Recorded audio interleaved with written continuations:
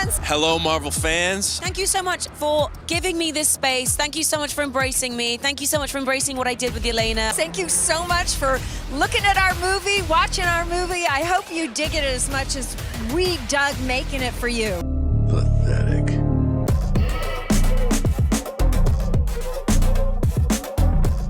We already shamed Katie for her Android. I hope you don't also have an Android. Yep. He didn't answer. That means he's got one. Wait, me? Shame. You gotta do the walk. Okay. I'm the odd one out. Yeah, no, it's funny. So when I saw the green pop up, I was like, someone's about to get called out. It's every time. It's every time. You can tell when someone has an Android? Yeah. iPhone makes a point to show us that green text in there. And we don't like seeing that green, Katie. What did we think about this Thunderbolts movie? It was definitely a breath of fresh air compared to a lot of the more recent Marvel projects. Mm-hmm. However, when you really look at the recent Marvel projects, they haven't been as bad. Like when you look at all the stuff that's come out in Phase 5. Phase 4 is a different story. Phase 4 was really bad to me, but Phase 5 wasn't as bad as we all remember. To me, even Cap 4 wasn't awful. You know, it was a Frankenstein of a movie, but there were some redeemable qualities about it. The action was cool, had a lot of cool casting, but I'm also Mr. Positivity. So I'll always try to look at the positive of everything. But with Thunderbolts, I thought it was definitely a breath of fresh air. It was cool to see the Sentry. I actually like this movie. Yeah, it was cool to see the Sentry on the screen. It was definitely an interesting dynamic seeing this team of people that, you know, they said this in the film, we only punch and kick. Yeah, completely different. Going up against the Sentry, and really at the end of the day, there was no, conclusion of just them beating up the villain. I mean, it was definitely a difference. Very different. Something that we're used to seeing.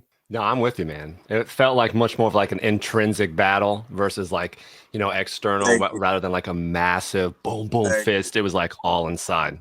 It was a little deeper than I thought it would be. It had me thinking, I'm like, you know what? This is a deep movie. Yeah. My internal battles. I'm like, wait a minute. You know what? He's right.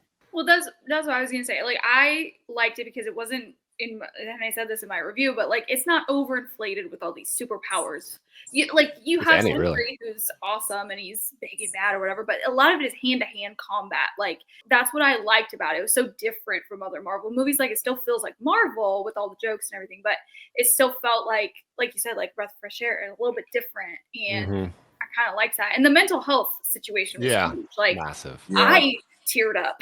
Like, I was tearing up when they were all hugging and everything. But yeah, it was really good. A very 2025 ending, if you ask me. Yeah, that's a good way to put it, actually. It definitely subverted my expectations because I was like, oh, here we go. Massive battle. How are they going to do this? And then it just completely, I guess they were called shame rooms. Shame rooms. I see, so that you weren't dying when you got hit by like the black dust, or you were being sent to like a place to basically like feel remorse or shame or. Yeah, and so, my daughter called it the shadow realm. Yeah, that's a good way to put it. That's a really good way to put it. But yeah, when they went in there and then it ended up just being so intense and like intimate. My only complaint about that was I guess they were really going for like a strong connection between Yelena and Bob. And I did feel it throughout the movie. Obviously, I could see what they were kind of going for. Like, and the movie wasn't as long as I thought, so maybe I thought they could have like delved in a little bit deeper on their relationship. But I did really appreciate how, they were both talking about being so alone and needing someone. And then they kind of like, they found each other. They kind of like a puzzle piece. And it was cool to see her kind of like, work towards helping him. And then it was just different. I didn't expect it to kind of go down like that. I was just waiting for the big punches. When it ended, I was like, oh, that was different. Yeah. No sky beam. Each individual character, the director did a really good job of fleshing them out a little more.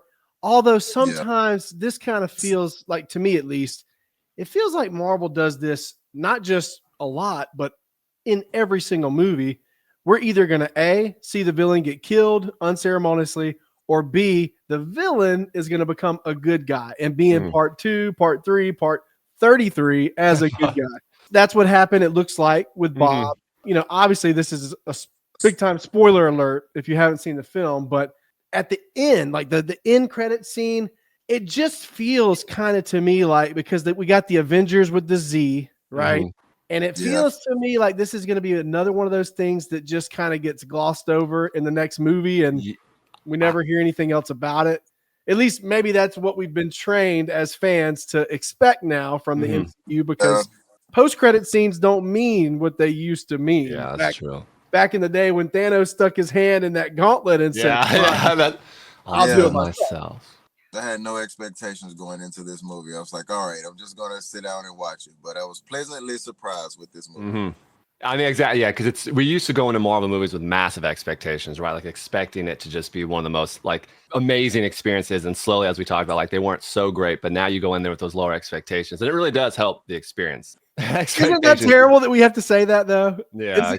Back in the day, and you basically said the same thing here, Topher, but back in the day, we went into these movies expecting them to be great. Yeah. And now we just go in hoping that they're not bad. Yeah, it's true. I mean, I guess it's almost kind of natural though. Like with anything, like they peaked, like they were at such a high level, and there was nothing near Marvel that you could only go down from where they were. It's just like I think they may have just rested on their laurels a little bit too much, and then have to like obviously course correct. But I mean, I did see Kevin Feige just said that he's like completely reimagining what they're doing moving forward, and it does feel like they might kind of pick up on the fact that people are getting a little tired of just the massive punches and explosions, and maybe try and explore more internal journeys. But we'll see. Like that was a really good point. I don't know if we're gonna like, will these Avengers be in Avengers Doomsday? Are they going to be the Avengers we start with, and then it evolves? Like, or are we just going to forget these are the Avengers and then just bring back does that make sense? Like, were you thinking about how they're going to introduce this team in the next movie? Yeah, it's kind of odd to me that they chose to have the new Captain America send them a cease and desist, like copyright lawsuit. Just got to put it in his hand and say, "You've been served." Hi, you've been served. Weird. I don't know. That was kind of an odd choice to me. Like, why not just, team up together? Like, I guess that was just their lazy way of not having him pop up in the post-credit, maybe. I don't know. Unofficially, he was kind of deemed or made the leader of the Avengers at the end of Cap 4, or maybe in the middle part of it, somewhere in the movie. Harrison Ford. That's a great point, actually. Yeah, that didn't even dawn on me throughout the entire time. That's right. Where was the actual Captain America? Yeah. Steve? The Falcon, the original Falcon guy. So he's now technically Captain America. Sam Wilson, Falcon is Captain America now. Okay, because then in this movie, Wyatt Russell, what's his real name? The fake Captain America? Dollar Store Cap. Dollar Store Captain. Walmart Captain. U.S. agent. Okay, because I completely forgot about Sam Wilson. So he's not back to being Captain America at all. He's just in the Avengers as... So John Walker was made. John Walker, that's Cap. He was made Cap for like the 1 or 2 episodes. That's right. Yeah, like a couple episodes in Falcon and the Winter Soldier. That's right. That whole show is very divided amongst the fandom, to be polite. I personally like that show, probably not for a lot of the reasons that most people like it, that do like it. I enjoyed John Walker, and I thought that obviously he didn't do anything wrong. That's the biggest thing that pisses me off about that character, because they say, "Oh, you killed an innocent man in broad daylight." He wasn't innocent. He was literally a terrorist. And at the end of the show, like Sam Wilson's like, "Oh, we shouldn't use the term terrorist, because that offends people." Like, nah, screw that. He was a terrorist. I'm on his side. You killed my friend. You did, like, somebody got to He literally like killed his best friend. Or no, I'm sorry, that wasn't him technically that killed his best friend. It was Carly Morgenthau, but still, he killed a lot of other people, and he was a terrorist group. I wouldn't be upset if we had superheroes in the real world and one of them took out ISIS member. Yeah. I don't think that any of us would be like outraged about. It's not going to be on the top of my docket of things to complain about for that day. I'll let that go. I'll let that slide. Well, it happened, Right. But yeah, I enjoyed what they did with the characters. Yelena was good in the film. Awesome. Everyone's been talking about Yelena and saying that she was the best part of the movie. I don't know that I would agree with that, but I think that she's definitely in the top 3. Like, I really enjoyed Red Guardian. Yeah, I even enjoyed Ghost, and I can't believe I'm saying that. But I love that actress. I've seen her in Black Mirror. And, actually, she was in an episode with the guy that plays John Walker, Kurt Russell's son. Wyatt. Yeah. That was a good Black Mirror episode for those of you that watch Black Mirror on. Yeah. I've seen a few. That's funny. It was that episode where they were like in the haunted house. Yeah. I think it was another one of those episodes where he put the thing on his head. But I've always known, I don't know what her name is. You might know, Katie, the ghost actress. Hannah John Kamen. Just seeing her in that Black Mirror episode showed me like, dang, she's a really good actress. You know, if she turns it on and is able to show her personality, which I thought she was able to do in this movie. For her, how much her screen time as well is like very short, very little screen time, but she was still like, I loved her lines, and then also like she wasn't unlikable. You know what I mean? Like, Yelena goes, "You're you're kind of a jerk. Like you're such a jerk," but she does it in a way that's comical, and to me, it didn't come off as unlikable. So I really liked her, and Yeah, I thought Marvel did a really good job because again, like with these characters, like you said, they only had so much time on screen, and you have to be very selective about what you show with them and the moments you take. And I have to agree. I think they did a really good job of utilizing those small moments of humor or taking a moment to like look into their past, and it really kind of it gave everyone a little bit more depth. It may give another beyond that surface level. I really appreciated that. A little deeper than the normal. I love the little backstories they gave to everyone. Yeah, no, it's amazing how valuable it can be if a movie takes just 5 or 10 minutes max and just goes in a little bit deeper on one character, because it helps so much just to know what someone's motivations are. Even Valentina, when they showed her dad and the way that happened, I was like, dude, you know what? I'm not even as mad at her. I understand where she comes from now, you know? Yes. That's a great point. Exactly. I was still just as mad at her. I still hated you. No, I think this. Some people had complaints about her, Julia Dreyfus. I think Julia Fran Dreyfus from Seinfeld girl. Yeah, but I thought she stepped up and brought a really good performance. Ever since they put her in that role, we first saw her pop up, I believe, at the end of Falcon and the Winter Soldier when she transformed John Walker into U.S. agent. She's like, we're not going to need a Captain America. We're going to need a U.S. agent. But then she also popped up, I think, at the end of Hawkeye. Or no, I'm sorry.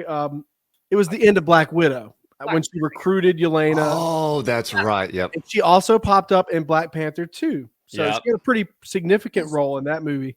She's no Sam Jackson, but she for the role and what the character does, which she's kind of a much shadier version of Nick Fury. Shadier version. Much shadier version. Because Fury, in the first Avengers movie, he was behind their back making those weapons and stuff. But it's not like he was breaking the law, straight up. I mean, he was working for the government. So she was giving evil vibes for sure. As soon as she started talking, because at first I was like, "Oh, is she a good guy?" And then she said a few things, and I was like, "No, you're not. You're not. No, you're definitely the bad guy of this movie." What did we think about the Sentry in this film? Because most people didn't know who the Sentry was before this movie came out. That's one of the, I'm not necessarily a comic reader, but back in the day when I started dabbling in comics a bit, one of my friends from the M6P got me into the Sentry, and I thought it was a very fascinating character then, and I think for the most part casted the right way. Although Pullman, he's a great actor, he was a little bit smaller of a guy, and I know you can't always find a bodybuilder physique with a great actor, but I was just hoping he would have been a little bit bigger of a guy, but overall, I thought he turned in a pretty good performance. Oh, we body shaming now. Wow. Get in the gym. That's canceled. Protein shakes. So his character is known for being massive. The Sentry is known for just as much as power, with his spiritually as much as his physical prowess. So there's been in other versions of the Sentry, now that I think about it, in the comics that were a little more slender. But my favorite version was the one that looks like he's been taking HGH his whole entire life. Hercules Sentry. They're going to play into his personality and the things that he went through growing up and him being all down and a loner. That's not a guy that's always in the gym working out. That's the former meth head. Do we know if his comic book backstory is also similar to Bob's in the sense that he was super depressed, overcoming mental? Yes. Okay, so he always struggled with the void, and that's the thing. Every time he used his power in the comics, it would be the same way. Oh, the void would creep in. Okay, I mean, out in 2000. Oh, that's pretty recent. That's I can Google that. Yeah, he was definitely in the 2000s. I want to say after that, Twan, but let me double check. Let's see. Bob was my daughter's favorite character of the whole movie. In fact, I realized my daughter's dark sense of humor. I'm like, wait a minute, you growing up? Because once he sent the little girl to the Shadow Realm, she busts out laughing. The whole theater quiet. Everyone's crying, and she's like, "That was sick." You were right, Twan. It was 2000. That's a good call. You must have done some research before this. You know, a little bit here, a little bit. That's pretty there. impressive. So, did your daughter like it? She loved it. Matter of fact, she wanted to see Minecraft, but she actually glad we went to see this one.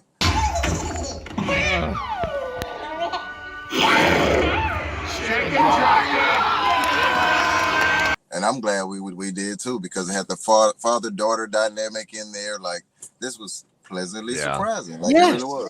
It's definitely a little bit darker than typical Marvel stuff too. Spinning a sign talking about I was on meth. I was like, meth.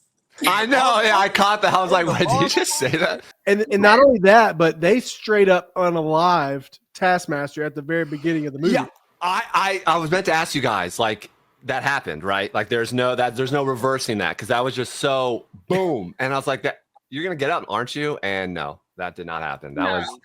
Which is kind of fitting, because that character is kind of viewed as the modern day version of the bad Deadpool that we saw in X-Men Origins Wolverine, I think it was. With like the mouth that's all sealed. And I mean, she hasn't had the best review, so I fully expected Yelena's dad, the Red Guardian, to die, because like their relationship was like that moment, and I was like, oh, he's dead. He's gonna give himself or do something. Yeah. And that didn't happen, which was kind of surprising. But I assume he's going to die in probably one of the movies, the Avengers movies. But they really did an incredible job, that father-daughter dynamic. And like what's so great about the Sentry is how he's so powerful. And it's seemingly been a while since we've had such a powerful bad guy. And it was cool to see the stakes be raised and then create that opportunity for like that bonding moment, to where like they were both so panicked and like all they could think about was their pain. And then just that was really cool. I mean, I definitely teared up a little bit there. I was like, damn, that was sweet. Yeah, it's nice to have a good villain, because when I saw Marvels, I was like, you named all of these characters after the studio and you have that villain, you know what I mean? And so like, it was, Sentry is hard to beat. Like, even in my head, I was like, how in the world are they going to beat this dude? you know? That fight scene in Stark Tower, I was like, okay, he's not playing any games. He's serious, you know? I like that fight scene. Yeah, it was really well done. You know, like I said earlier, of course, in 2025, they defeat him by connecting with his feelings. Yeah, no, I mean, it's definitely spot on. But it could have been a little more cringe. It could have been more cringe. It was a little cringe. They handled it well. Don't get me wrong. I mean, it was well done. I'm not trying to talk too much crap, but just needed a hug. That's all. Just a hug. It's a good movie, right? Like it was enjoyable throughout the entire thing. I laughed a few times. The action sequences weren't anything too crazy, nothing we've never seen before, but it was genuinely like, there wasn't a moment where I felt myself thinking, oh gosh. The only comment throughout the entire movie where I was like, uh-oh, was when she's like, you know, I love promoting women. And I was like, oh no. I was like, what are we headed into? Here it comes. Yeah. I was genuinely like, and it never happened. There was genuinely, it was just such a well-balanced movie. Fatherhood is important. You know, mental health is important. Your daughter's feelings are important. Like, there were just so many. It was just well balanced, and it's like, cool. Everyone gets a little bit of love instead of just one group and screw everybody else. So I did appreciate the message. Go home and be a little more understanding. Like, you know what? I love y'all. I guess you get on my nerves, but exactly. And another key thing for me is Marvel movies rely a lot on the humor, and if it doesn't work, like when you look at, well, it's not a movie, it's a show, but She-Hulk. Yeah. For a lot of people, the humor in that didn't work, so the whole show just kind of fell apart. Yeah. But in this, I thought the humor was so well done. These short little comments, or a lot of the jokes between the characters, I thought it worked great. They had good chemistry. John Walker was a little annoying to, like, I didn't get his humor for me personally. I think all of it was great. Like, I warmed up to him. I'm not gonna lie, but I definitely think that was almost the point, though, because he was unlikable at the start. He was a little bit like, oh my gosh, and then just even his lines that he was trying to say wasn't that humorous to me, and I thought they were trying to make him that way. But that's the point. You're right. Like, that's the point. Maybe they were trying to like. But you are the one line that I feel like I might have only laughed with him was the trailer line when he's in the back of the car and he's like, I don't want to die, and I was like, that's kind of funny. But you are right though. He was a little bit rough around the edges at first, and I didn't realize he was Kurt Russell's son until like halfway through. And I was like, hold on a second. Then I looked it up and I was like, that's actually kind of crazy. But he's not as handsome as Kurt is. I mean, Kurt Russell's a legend, bro. It's hard to live up to that. Kurt is the GOAT. He's definitely got a little more Goldie Hawn in him. I was just going to say, and his mom is Goldie Hawn, too. I forgot about her. That's right. My mom, growing up, she used to love that movie Overboard with those two. Yep. I know exactly what you're talking about. I think we can all relate to that, right, guys? Wanting to throw a wife overboard. I just want to say Bucky had probably one of the best action scenes or entrances in the entire movie. That's all I want to say. The most surprising part was him being actually in office. What was he, a House of Representatives member or Mhm. something like that? For like half a term, I believe they said, right? Yeah, Yeah, that's yeah. one of those things. Like, it just feels like one writer for this movie wanted to have him as a congressman to help service the plot in Cap 4. But now that we're into Thunderbolts, the writer in this movie was like, "Oh crap, we need to have him fighting. We don't need to be, him be a congressman." So that's kind of some of that inconsistency there. Oh yeah. with current MCU. That is interesting. That's like a good thought process I've never thought about. Is like you have numerous writers on different projects, and they all have to pull in the same direction. But then you might have someone who's like, "Well, I'm going to pull a little bit this way," and it's like, "Well, that really pulls away from what we're doing over here." And I didn't actually think about that. But he did have the best entrance. Him on that bike too. Best, like to the 100%. The Dark Knight tribute. Technically, I always think when the thing just went straight up over. That's all I can think about is the Dark Knight. Even though he had the soccer mom haircut, he was definitely pretty bad A in this movie. Yeah, he did. He's just aura. Like he's on screen and he's like, I'm dope. He's a great actor. Yeah, and his connection to the previous era too, as well. There was that moment when all the other guys were on the ground, and he like took off his jacket, and it's like OG time, baby. And it's like, no, never mind. You just got destroyed. But you felt that too for a moment. It's like, oh, he's back. And it's like, no, never mind. This guy's gone. You can't do That's why I think all of them are going to be in the Doomsday movie, because Sentry, if Sentry is going to be a part of the villain, like they're going to need everybody. Yeah, fun fact. That's another thing that was like kind of odd decision making from Marvel and their upper echelon. But Marvel recently announced, probably not the whole entire cast, but it's a lot of the cast that's going to be in Doomsday. And they literally announced the entire Thunderbolts and Fantastic Four. I mean, we all assumed that the Fantastic Four would survive. And everything. Like, they're going to have quite a few people in there. Right, but it basically spoiled. Like, they didn't announce Taskmaster, but they announced every other Thunderbolt. So why would you do that right before this movie comes out? Now we all know, okay, well, everybody's not going to die except for maybe Taskmaster. So clearly, quickly. They made us watch chairs for 5 hours or something. It was too long, way too long of just panning each chair with the actor's name on it. Oh yeah, that was decades. Yeah, that was just. And they took like I don't know, 10 minutes, 15 minutes in between each chair, and it was like, why are we going so slow? Yeah, it felt like an eternity. Kind of ridiculous. Like, I understand what they were trying to do there, but I think you could have announced the cast in a little bit more of an exciting way. I don't know. You could have done that 10 years ago, right? When everyone was just free. Like if you put out a piece of Marvel content 10 years ago, people would lose their minds. And now it's like, like we've kind of become too saturated. So you're right. Like for that, it's like speed it up. Come on, speed it up a little bit. But Endgame was their downfall. I was thinking of that on the way there. I was like, you know what? The bar was so high, the only way you can go is down. So Doomsday, it got to set the tone again. They have to really set the tone again.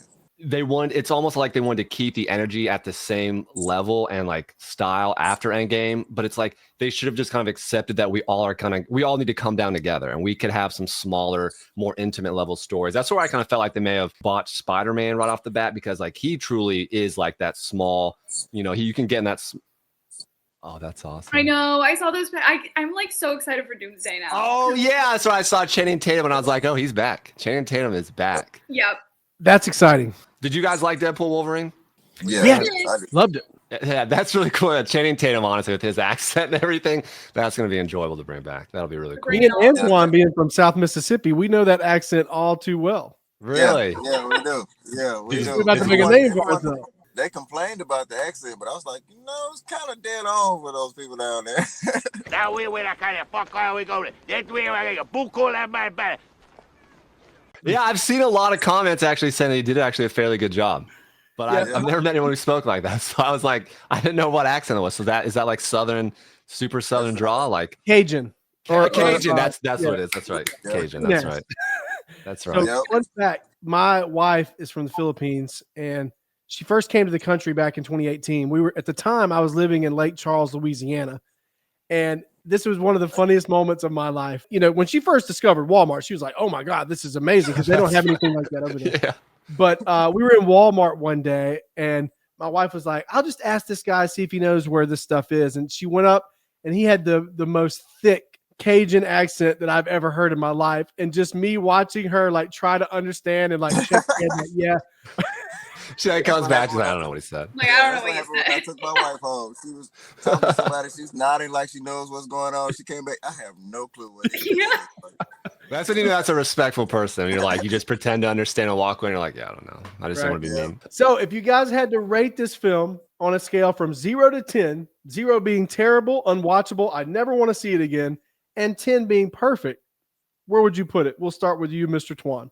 I give it a solid 8. Wow, that's pretty high. Pretty high because of the internal things. Like I like the existential crisis. I like the internal battle that it was going on. Not enough fight scenes and stuff, but they made up for it with the backstory. So an 8. What about you, Miss Katie? I'm gonna also say an 8. I think I was thinking that too. I know that's also really high. Because I still really liked it. Like you said, like there's a lot of internal things, and like they did the hand-to-hand combat. It's not oversaturated with a bunch of superpowers and everything like that. And it's a little different from other Marvel movies. But yeah, I just say a solid 8. Pretty good. Yeah, I mean, just so I don't copy you, I'll go 7.5 just to be a little bit underneath. I can't go 8.5, but I do agree with you. I mean, it's almost a comfort movie in the sense that I feel it is rather rewatchable without like major, stakes where you feel like you're gonna you can't watch and get upset. I feel like the comedy was good, the action was solid, it wasn't over the top. I mean, I thought that opening scene with Yelena was pretty funny. At first, I thought I was gonna be cringy, but when she's like, "Oh, I needed that face," I was like, "Okay, that's pretty funny." Yeah. That was good. So yeah, solid 7. I mean, honestly, 8 out of. I mean, okay, I'm just gonna copy you guys. 8 out of 10. It's a solid. I don't want to give it a 7.5 because we're all not too high, not too low. Not too low. Yeah. I think there was exactly. And there's just I would rate a little bit even higher, but I thought there was a few moments that they could have added some more context or layers. But you could say that with every movie, literally any movie ever. So sure.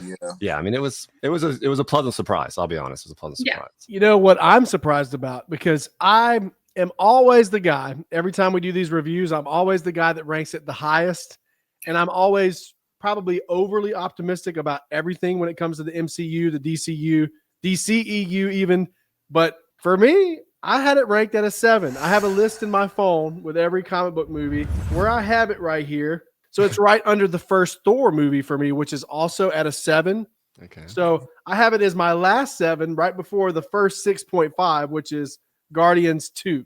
So Guardians 2 at 6.5. Wow. Yeah, that's kind of where it lives right now. You're comparing it to other The movies. Flash at 7? I enjoyed that movie. I liked it, but I didn't think it was a 7. I thought it was fun. I loved a lot of things about that. Subjectively, I give the movie 7 to 8. Objectively, I give it like a 5 or 6. But I did enjoy it. I've seen it a few times. I'm with you there, but that's still, I like that's cool. You have all the movies. That's really cool. I like that. Yeah, it's what do you have at the top? At the tippy top? The very tippy top. First Avengers film, right? And then right below that is The Dark Knight. Oh gosh. Yeah, dude. That's controversial for a lot of people have The Dark Knight as number 1, hands down. But I really enjoyed, especially at the time, what they did with that first Avengers film. I remember that time. It was so good. It was so good. Yeah, I agree. That's back when Katie was like 7 years old. That's right.